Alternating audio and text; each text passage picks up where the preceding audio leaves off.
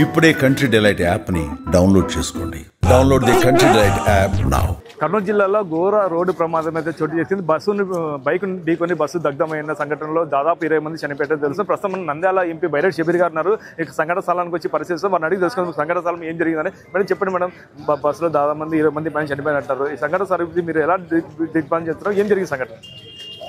పొద్దున 3-3:30 ఆ ప్రాంతంలో ఇక్కడ మన హైదరాబాద్ నుండి బెంగళూరుకి వెళ్ళే travels bus, private travels bus ఏదైతే ఉందో అది బైక్ని కొట్టడం, ఇక్కడ చిన్న టేకూరు ప్రాంతం దగ్గర బైక్ని కొట్టడము, అట్లాగే ఆ బైక్ కూడా డైరెక్ట్గా వెళ్ళి ఫ్యూయల్ ట్యాంక్ అని ఎక్స్ప్లోడ్ అయిపోయి వితిన్ మినిట్స్ 2 నిమిషాలు విట్నెస్ కూడా చూస్తూ ఉన్నారు. ఆపోజిట్ డైరెక్షన్ నుంచి వస్తుంది.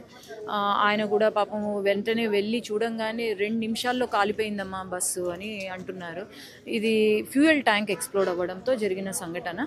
కాబట్టి ఇప్పుడు వరకు అయితే హాస్పిటల్లో 19 మంది దాకా ఐడెంటిఫై చేశాము, హాస్పిటల్లో అడ్మిట్ చేశాము, ట్రీట్మెంట్ తీసుకుంటున్నారు. మిగతా వాళ్ళు మీరు గమనిస్తే మొత్తం పూర్తిగా కాలిపోయినాయి బాడీస్. కాబట్టి ఇంకా ఎవరు ఏంటి అనేది ఐడెంటిఫికేషన్ కొంచెం సమయం పడుతుంది. మొత్తం 40 మంది దాకా ట్రావెల్ చేస్తున్నారు, 19 మంది అక్కడ ఉన్నారు. కాబట్టి ఇంకా మనం ఎంతమంది చనిపోయారు అనేది మనకు తెలుస్తుంది. డ్రైవర్ నిర్లక్ష్యంగా కారణంగా జరిగిందని అంటున్నారు. దీన్ని ఎలా చూడొచ్చు మేడం? అది మనకి ఇన్వెస్టిగేషన్లో తెలుస్తుంది. ఇప్పుడే డిఐజీ గారు వచ్చారు, ఎస్పీ గారు ఉన్నారు. వాళ్ళు ఇన్వెస్టిగేషన్ చేసి, ఎందుకంటే ఇది ఇప్పుడే జరిగిన సంఘటన, ఎవరు పడుకున్నారా ఎవరు నిర్లక్ష్యమా అనేది మనకు కొంచెం సమయం పడుతుంది. ఎందుకంటే పాపం బైక్ డ్రైవరు చనిపోయాడు, అక్కడ బస్సు డ్రైవర్ కూడా మనకు ఆయన పరిస్థితి ఎట్లా ఉంది ఏంటి ఐడెంటిఫికేషన్ కొంచెం ప్రాబ్లం అవుతుంది. కాబట్టి కొంచెం సమయంలో మనకు తెలుస్తుంది. ప్రైవేట్ ట్రావెల్స్ యజమానులు సేఫ్టీ ప్రికాషన్స్ ఉన్నాయా లేదా, ప్లస్ డోర్ కూడా తెలుసుకోలేదని చెప్పి చెప్తున్నారు. అంటే చాలా మంది విండోస్ పలగొట్టుకొని బయటకు వచ్చినారు, లేకుంటే అది కూడా సంఘటన చాలా ఘోరంగా జరుగుతుంది. సైంటిఫిక్గా మనం ఆలోచన చేస్తే నాకు తెలిసి డోరు తెరుచుకోకుండా ఉండడం ఎందుకు అంటే అది ఫ్యూయల్ జామ్ అయ్యి ఎక్స్ప్లోడ్ అవ్వడంతో మేబీ దానివల్ల జామ్ అయ్యి ఉంటుందేమో, అది కూడా మనం ఆలోచన చేయాలా.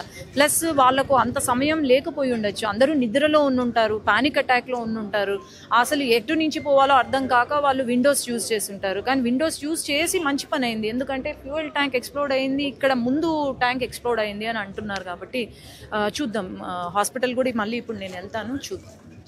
ఏదైతే ఫ్యూయల్ ట్యాంక్ అయితే బైక్ ఫ్యూయల్ ట్యాంక్ పేలడంతోనే బస్సు ప్రమాదానికి గురైంది అంటున్నారు. అయితే ఈ సంఘటన స్థలంలో డ్రైవర్ కూడా పరారులో ఉన్నట్టయితే తెలుస్తుంది. ఏదైనా కూడా ఇలాంటి సంఘటన దురదృష్టకరం అని చెప్పేసి ఇక్కడైతే తెలుపుతున్నారు. ఇది ఇక్కడ పరిస్థితి. కెమెరా పర్సన్ నాగోబుతో కిరణ్, సుమన్ టీవీ, ఉమ్మడి కర్నూలు జిల్లా.